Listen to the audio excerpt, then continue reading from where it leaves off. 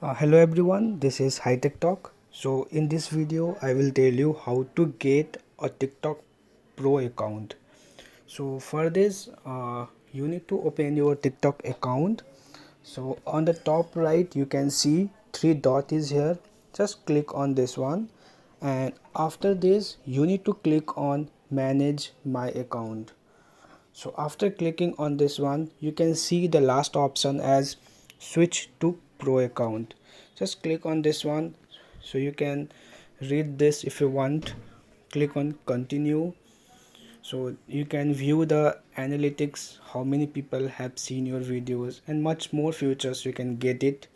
Click on continue. So you need to select a category here. So what category your account belongs. So for me, I will select as media, and I will click on next. So here you can see welcome to your pro account. You can find analytics in settings.